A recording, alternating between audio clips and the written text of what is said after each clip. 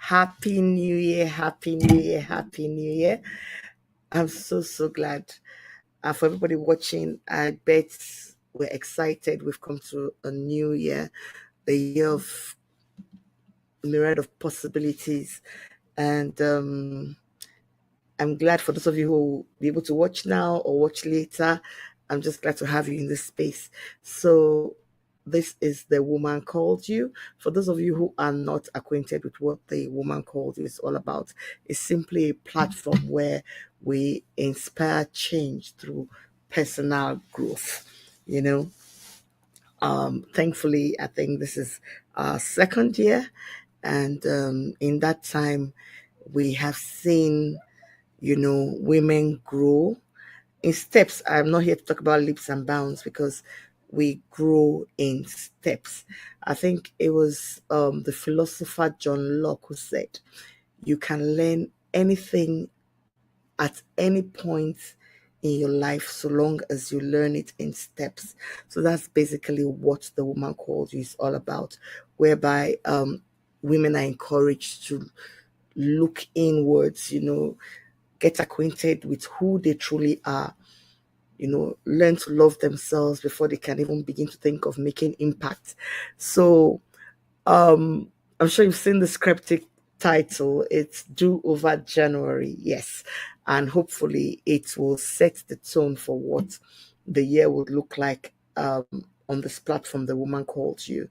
So for those of you who are here now or would watch later, I hope that at the end of January, we would have taken a drastic step towards decluttering and deconstructing our minds to gain clarity.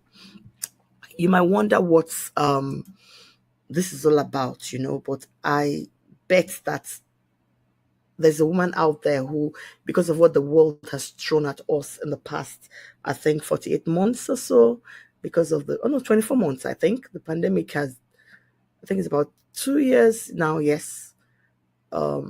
Late 2019, yes, that's when the world, was hit by this pandemic.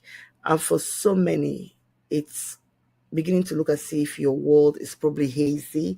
You feel stuck, no doubt, because I know I experienced it at a point during this past 24 months. And you're beginning to wonder what it is your life should look like. I mean, what's God's will for your life? Like I always tell people, you must believe in something. There must be a God over you. So what's the will of that God? For somebody like me, it's Jehovah. For anybody out there, you know what you see or consider your God to be. So what's the will, of God for your life? You might be stuck, maybe lack direction. Yeah, it's pretty normal. You're not alone, if I would like to put it that way. So maybe you may feel you lack direction. You probably have gotten off the path that you started on. I just want to assure you and just encourage you that it's never too late. Whether we like it or not, life will happen. life will seem to confuse us at one point or the other, you know. But one thing I believe is, if you stick to your game, you ensure you play your part. Just be sure that as long as we try to walk within God's will, His purpose for our lives, you'll definitely find your passion and eventually meaningful direction. Because like I always tell people, I have a background of addiction and recovery, and you're always told that you must acknowledge that there's a higher power over your life. So whether you choose to be an atheist, whatever you choose to be, um, I one thing that I'm sure of is that within everybody, within every woman, lies the power to do better. So in these 31 days, we'll be, you know, we'll begin to declutter our minds, those things that you believe stop you from stepping up your A game, those things that we need to deconstruct. You know, there's a saying, they say you can't teach somebody how to write, is it with left hand in old age? But I said that's a fallacy. It's a fallacy. It's the lie. It's a lie from the pit of hell, if I dare say that. You can learn to do different, but first you need to declutter your mind, disabuse your mind of the things you've hitherto known, the things you believe. And once you do that, you will begin to deconstruct your mind, because for wherever you are right now, it's taking time. It's gone on over time. You need to begin to deconstruct, and when you deconstruct those things, don't worry, we'll get to it as time progresses. We have 31 days after all. You know, you begin to gain clarity. We always believe that everybody must have that Paul on his way to Damascus experience. Well, for those who believe that that's what they might have to experience to gain clarity.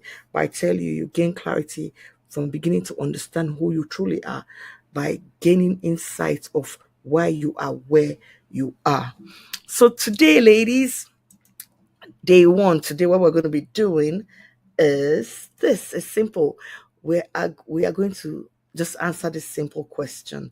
Why should I declutter my mind? Why should I declutter my mind? I just want to encourage us, right? Just stick through with this thing for the next 31 days, and you begin to understand the benefits of decluttering your mind.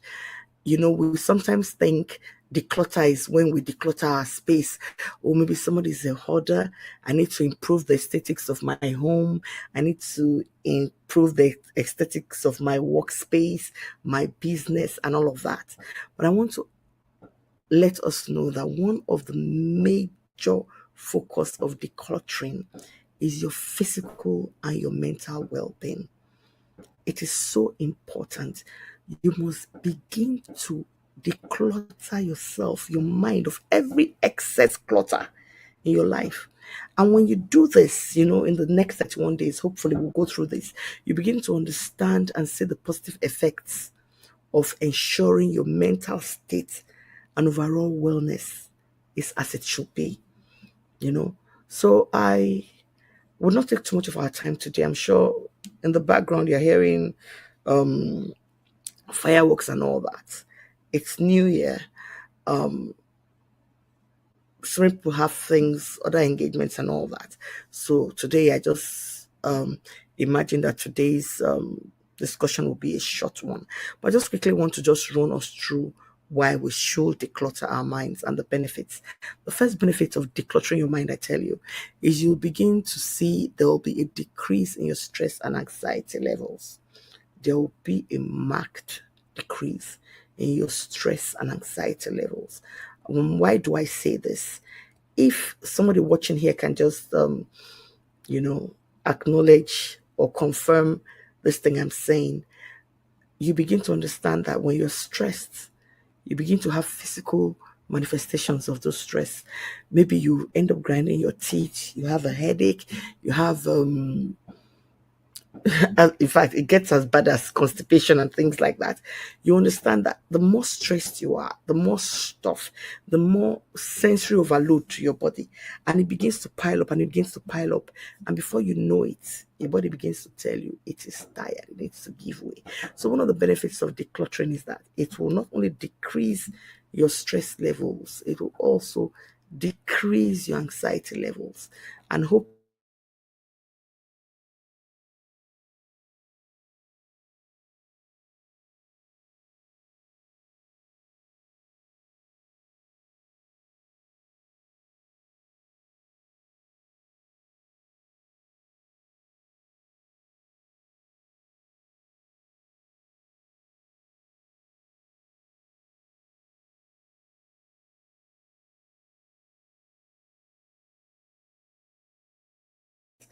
so. You see that just as when you have a dirty room, and yes, you might come into the room, you feel tired, you can't do anything about it, and all of that. You begin to understand that the more your room is cluttered and you can't do anything about it, it's a reflection of not just your physical state, but your emotional state. So that's the same way with when we have so much clutter in our minds, we can't function at optimal level.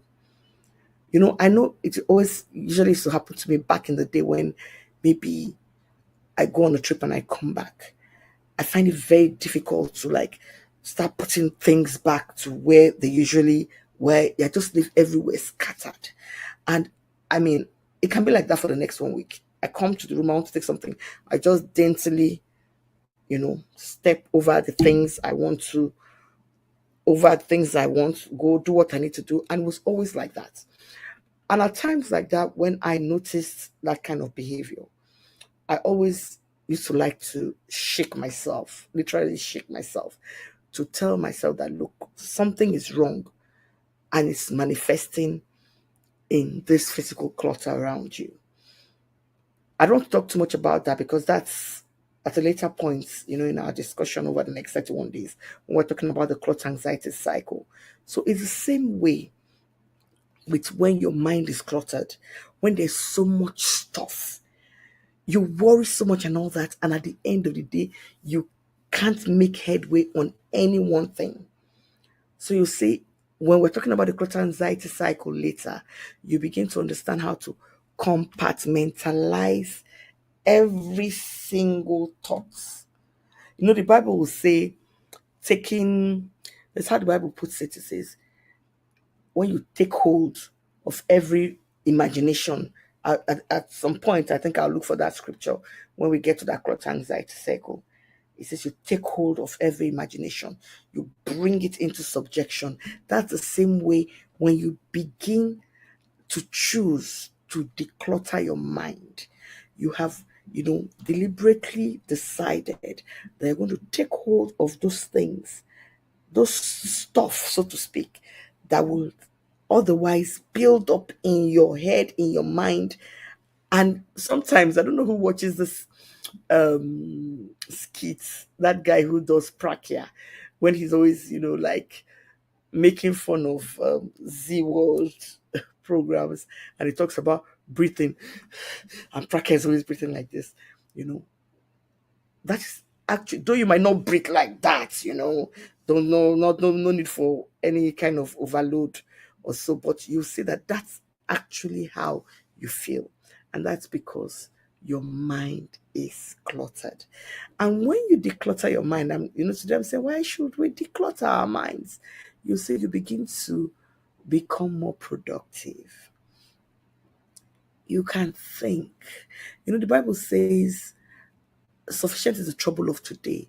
It also says something like, no matter how much you worry, it cannot make a change. You can't change the number of hair on your head through your worry, and all of that. So when you decide to declutter your mind, you begin to see that you begin to get productive. You begin to learn to cut down to the essentials of your life.